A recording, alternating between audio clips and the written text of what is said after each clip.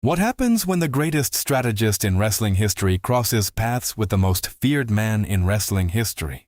For decades, Paul Heyman has survived every political war WWE could throw at him.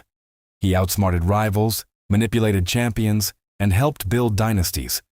But after SmackDown on August 21, 2026, there may be one problem he can't talk his way out of.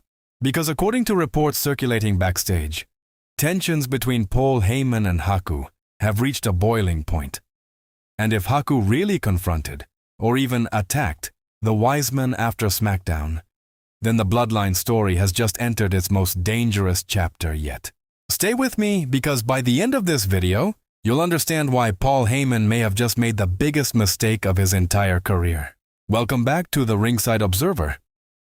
I'm your host, and today we're breaking down the shocking confrontation between Haku and Paul Heyman, what led to it, and why the fallout could completely change the future of Roman Reigns' Bloodline. Let's start with the most important fact. Nobody has ever accused Paul Heyman of being stupid. The man built ECW. He guided Brock Lesnar. He helped elevate CM Punk, and he became the mastermind behind Roman Reigns' historic Bloodline run. Paul Heyman survives because he always knows who holds power. But that's exactly why this situation is so strange. Because for weeks, Haku has been back on SmackDown. For weeks, Tama Tonga and Tonga Loa have been rebuilding their identity under their father's guidance. And yet somehow, Paul Heyman never made contact. No meeting, no alliance, no attempt to bring them into Roman Reigns' orbit. Nothing. For a man who normally sees every move 3 steps ahead, that's an unusual oversight. And it might be the one mistake that comes back to haunt him. Let's rewind to July 31st. Haku returned carrying his war club. No dramatic speech. No long explanation. Just a simple message. Make the world fear our name again. That wasn't aimed at Roman Reigns. It wasn't aimed at Solo Sikoa. It wasn't aimed at the Usos. It was aimed at everyone, including Paul Heyman. Because Haku's return wasn't about joining someone else's empire. It was about protecting his family's legacy. And that's where things become complicated. You see, Paul Heyman operates through politics. He solves problems with words. Haku operates differently. Haku solves problems by making sure nobody creates those problems in the first place. Those are two completely different worlds. And sooner or later, those worlds were always going to collide. Now let's talk about Roman Reigns. Roman's bloodline is stronger than it has been in months. The Usos are back. Jacob Fatu is officially aligned with the group. Paul Heyman is once again standing beside the tribal chief. On paper, everything looks stable. But stability is often an illusion in WWE. Because while Roman has been rebuilding his empire, another power structure has quietly been growing. The Tonga family. Unlike most factions, they don't need championships to be relevant. They don't need constant television time. Their credibility comes from their name. And at the center of that name stands Haku, a man whose reputation extends far beyond wrestling storylines. That reputation alone changes the balance of power.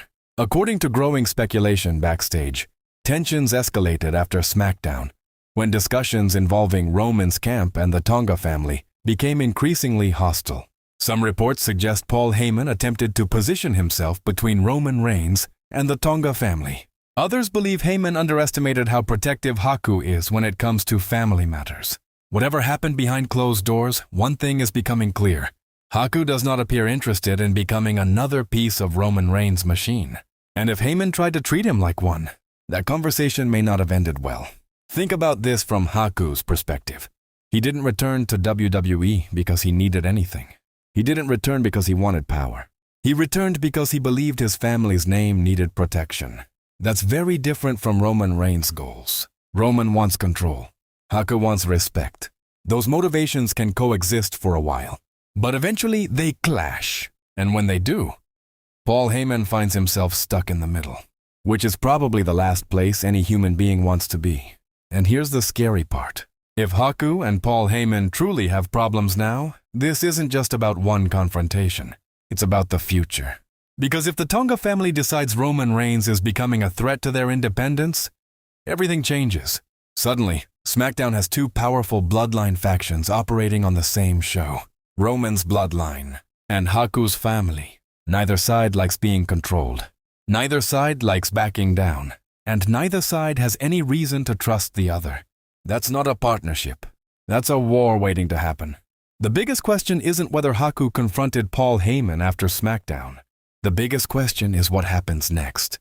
Because Paul Heyman has spent his entire career controlling chaos. But Haku isn't chaos.